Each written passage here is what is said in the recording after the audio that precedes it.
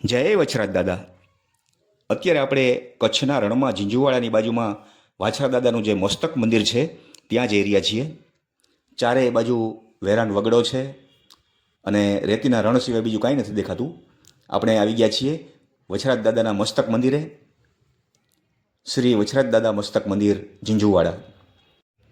વાછરા દાદા જ્યારે પોતાના લગ્ન મંડપની અંદર ચોરીના ફેરા ફરી રહ્યા હતા અને દેવલ આઈની ધાહ સંભળાની અને ગાયોની વારે ચડ્યા હતા ત્યારે આ જગ્યાએ દાદાનું મસ્તક પડ્યું હતું અને અહીંથી 18 કિલોમીટર લડતા લડતા એ ગયા હતા ત્યારે ત્યાં એનું ધડ પડ્યું હતું.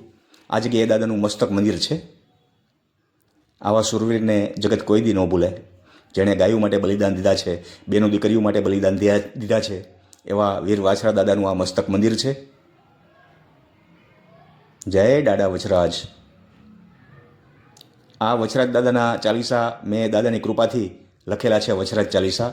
એ પણ મારી યુટ્યુબ ચેનલમાં છે, ક્યારેક સમય મળે તો જરૂર સાંભળી લેજો.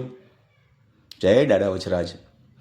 જય વછરાજ વાર કર વહેલી, અરજ અમારી ભાવ ભરેલી, આનંદની વર્ષાઓ હેલી, આવો ને એકલના બેલી. વાહ દાદા વાહ. ગણપતિ બાપા અહીંયા નાગદાદા કાચલી ઉતારે છે, હનુમાનજી મહારાજ બેઠા છે અને અહીંયા પણ પરચા વાવડી છે. આ કૂવામાં પાણી ખૂટતું નથી. આનું પાણી જે પીવે એને ઘણા બધા રોગ મટી જાય છે. અને દાદાનું જે વરખડીના ઝાડની નીચે મસ્તક પડ્યું હતું એ વરખડીના પાન કોઈ ચાવે તો એને પણ ઘણા બધા રોગ મટી જાય છે.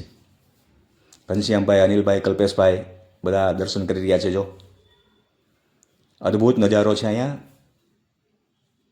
વાહ ભાઈ વાહ. આ વરખડીનું ઝાડ છે. આ ઝાડની નીચે દાદાનું મસ્તક પડ્યું હતું. થોડી વારમાં આપણે દાસ બાપુ પાસેથી ઇતિહાસ સાંભળશું. રંગબેરંગી પુષ્પો લહેરાઈ રહ્યા છે. આવો આપણે મંદિરમાં જઈએ અને દાસ બાપુ પાસેથી દાદાનો ઇતિહાસ સાંભળીએ. ત્યાં આગળ વિહામો કર્યો દાદાએ. મેં કીધું કે અહીંયા આગળ વિહામો કરતા જાઓ. દાદાએ મને વિહામો કર્યો, બેન માગ તારે શું જોઈએ છે? તો કે અત્યારે નહીં વીરા, જ્યારે સમય આવશે ત્યારે માગીશ. આટલું કહીને દાદા ચોરીએ ચડ્યા. 1 ફેરો, 2 ફેરા, 3 ફેરા ફેર્યા. ચોથો ફેરો કરતા હતા ત્યાં બુંદીઓ ઢોલવાઈ ગયો અને ચારણની દીકરી દેવલબાનો પોકાર પડ્યો કે વીરા મારી ગાયો લૂંટારા વારી ગયા. ત્યારે વછરાજ સોલંકી દાદાએ કીધું દેવલબાને, જે એમના પત્ની પૂનાબાને કીધું કે જોવાય તો રાહ જોજે પણ હું મારો ધર્મ નહીં ચૂકું. આટલું કહીને દાદા ઘોડે સવાર થઈને ઢીંગાણા ચડે છે. બધી ગાયો વાળીને આવી જાય છે. ત્યારે ચારણની દીકરી જે દેવલબા દુઓ ગાય છે કે હે ખાંડું આવ્યું ખાખરે ને ધણ આવ્યું ધણ શેર, જેની દૂધડી અમારે દીવા બળે અમારી વેગડ નો આવ્યું વાછરા. કે એ વેગડ ગાય મારી હજુ આવી નથી. એ ગાયને લેવા માટે પરત દાદા પાછા આવે છે. આ ધરતી ઉપર, આ ભૂમિ ઉપર 7 દિવસ 7 રાત્રે ધીંગાણું થાય છે. અને 8મા દિવસે અહીંયા આગળ જે વરખડીના ઝાડ નીચે દાદાનું મસ્તક પડે છે. એના પાન ખાવાથી સાપ, પીછી, અળગાયું, કૂતરું, કોઈ જાતના રોગ હોય તો સંપૂર્ણપણે નોર્મલ થઈ જાય છે. પછી એ મસ્તકને પાણી પાવા માટે જે ચારણની દીકરી દેવલબાએ યમુનાજી પ્રગટ કર્યા, જે વાવ ગાયરી, આ ફરતી ચારે બાજુ રણ છે છતાં એ 15 ફૂટના અત્યારે સમયને જતાં કૂવો કરી નાખ્યો છે આપણે, છતાં અહીંયા આગળ દાદાની દયાથી મીઠું પાણી આવે છે. અમે એના સિવાય કોઈ વિશેષ દાદા જોડે પરચો માગતા નથી. અહીંયા તો મસ્તક પડીને ધડ 18 કિલોમીટર લડતું જાય છે. અને ધડને પાડવા માટે જે લૂંટારા ગળીનો ઉપયોગ કરે છે, લોહીને ઠંડુ પાડવા માટે દાદાનું ધડ ત્યાં આગળ પડે છે. અને અત્યારે હાલની સિચ્યુએશનમાં જે સોલંકી ને દાદાને પૂજે છે એ લોકો કપડાને ગળી નહીં કરતા, ગળીનો દોરો નહીં બાંધતા. પછી ચારણની દીકરી જે દેવલબા કહે છે કે સજીવન થવું છે કે નામ ઉમર કરવું છે. ત્યારે એમ કહે છે કે જે મારું જીવન હતું એ મેં ગાયો માટે થઈને, રક્ષણ માટે થઈને અર્પણ કરી દીધું છે.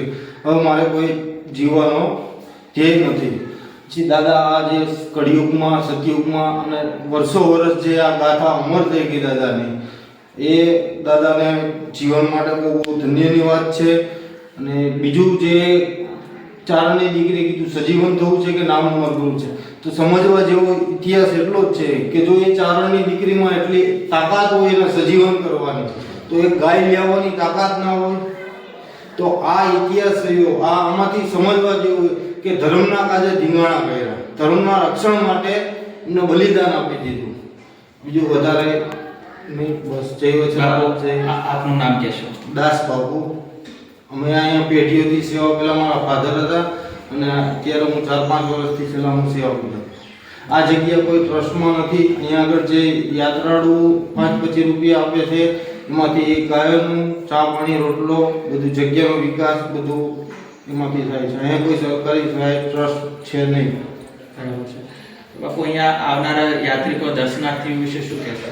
દર્શન યાત્રાઓ જે આ જગ્યાની કોઈને ખ્યાલ ઓછા ભાગ્યે ખ્યાલ છે તો બધાને હું કહેશું કે આવો આ જગ્યાનો પરિચય લો અને દાદાના મૂળ સ્થાનક મસ્તકની જગ્યા જે અહીંયા આગળ મસ્તક પડ્યા પછી ધડ રહેલું આ મૂળ સ્થાનક મસ્તકની જગ્યા છે.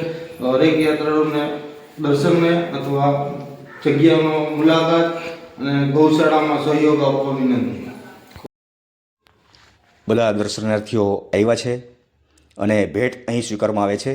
જગ્યાના વિકાસ માટે અને ગાયોના લાભાર્થે અહીંયા ઉદાર હાથે ફાળો આપવા નંબર વિનંતી. કારણ કે 50 થી 60 ગાયો છે અહીંયા અને ગાયોનું જતન પણ સારું થાય છે અને મહેમાનોની આદર સ્વાગતા પણ ખૂબ જ સારી થાય છે.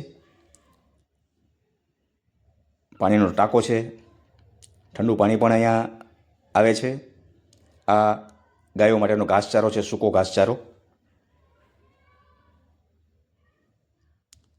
વાહ ભાઈ વાહ, આ જગ્યા પણ ખૂબ જ સરસ છે અને જાગૃત જગ્યા છે અને દાસ બાપુ ખૂબ જ સારું એવું સંચાલન કરી